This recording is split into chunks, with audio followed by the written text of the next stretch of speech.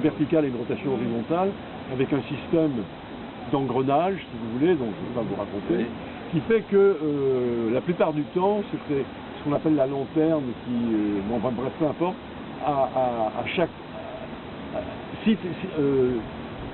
Cipolite 48, c'est ça, vous aviez pour un tour de roue, 6 tours de meule. C'est démultiplié. Ouais. La force était démultipliée aussi. Voilà. Et la force. Ah, mais la différence, c'était les moulins à rouer, ils avaient une force à peu près de 1 à 5 chevaux, alors que les moulins à roue verticale, c'était de 50 à 80 100 chevaux. C'était complètement différent. Alors, pour vous donner une idée, effectivement, il y a donc l'établi du moulin du Vieux-Saint-Paul conserve le patrimoine et sont heureux de voir qu'il reste quelques moulins, parce que les moulins sont en train de disparaître en France.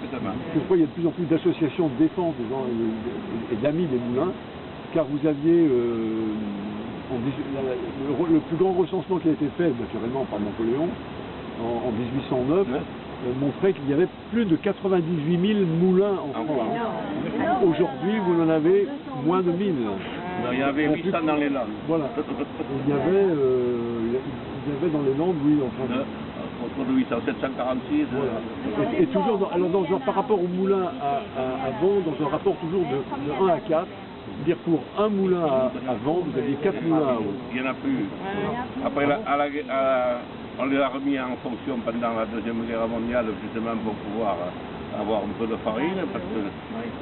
Et donc, il en restait à peu près, on en a recensé 146, et à la fin, maintenant, il va en rester 20 et quelques dans les Landes. Il n'y en a plus.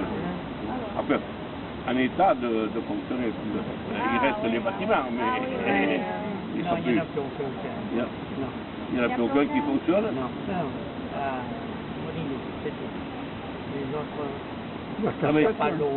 Et oui, il y a Marquez, il y en a.